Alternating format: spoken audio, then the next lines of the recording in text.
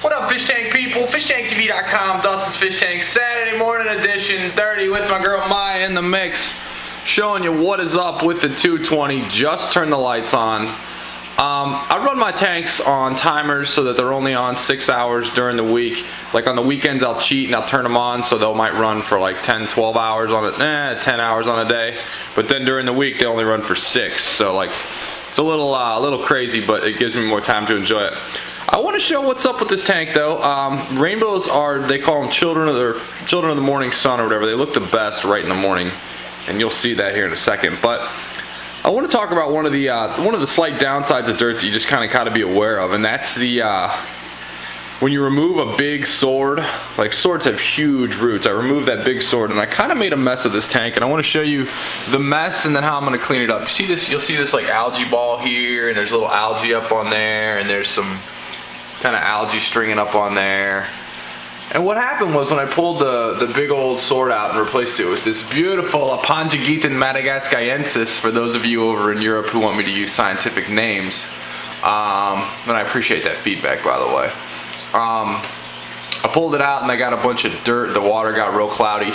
I also haven't done squat with the flu ball in a very long time, probably close to 6-8 months. I haven't really touched it. And so I probably will clean the filter.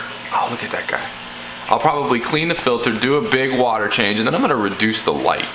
So I'm going to kind of, I want you to see him when he shines up.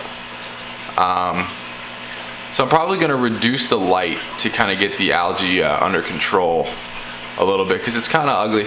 And it's one of those things, I'm kind of at a catch-22 at this point, because I have like all these tanks, and I'm loving it, and it's great, and I get the good feedback, and you know, it's all gravy.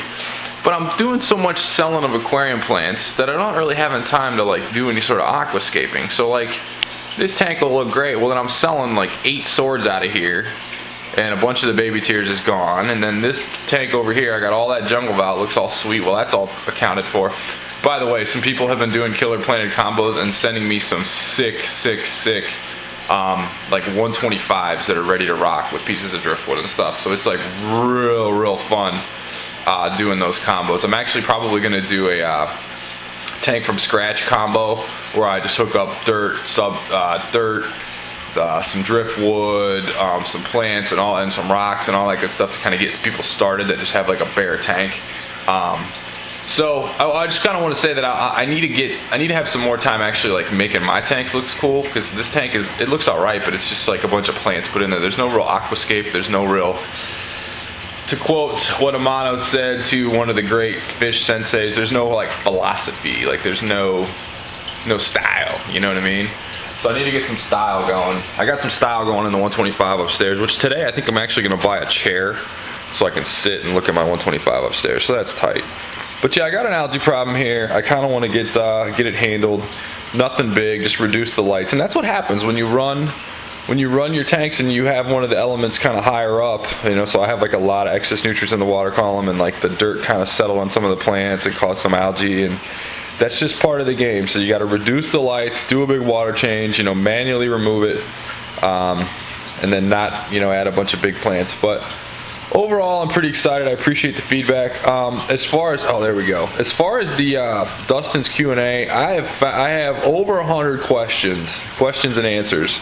I want you to see this Bozeman action. 100 question and answers, and I'm needing some help with some design. I can't design anything except for maybe an aquarium here and there. So I need some help designing what I'm going to put on the cover of this PDF. Some people have asked to help, and I appreciate that. I stink at design. I don't really know, like, if somebody has like some portfolio or some work they want to show me. I need help making it look pretty, because I don't want to just, you know, send out a Word doc that doesn't look cool. So I need somebody's help making it look cool. I'll help you make your tanks cool. You help me make my PDF look cool, and we'll do it. Also, I had someone, oh, what's going on up there? This is great behavior in the morning, by the way, with the rainbows. You don't see this. I don't see this often. So, also, somebody asked me, they were getting plants from a place, or excuse me, they were getting fish from a place, and they kept dying. Quick note on that: if you're buying aquarium plants, or excuse me, fish, I can't think, fish from a place, you got to check out their system. If the fish are in one big setup, you know, and they're all running, there's a chance that all the fish will, they're all affected by the same thing. So they could all have any sort of parasites that one fish bring in. They all potentially could have it. I try to buy my fish, and I pay a premium for it, is fish that come from their own tanks. So you don't have to worry about all the, fish aids and all that from all the other fish in the tank. Also, check out how stocked the tanks are. If the tanks are super overstocked, you might want to pass on it, just because if there's, one good-looking fish that you really want, but then there's a bunch of other fish in there that look like real shrill and look like they're about to die, take a pass on that. So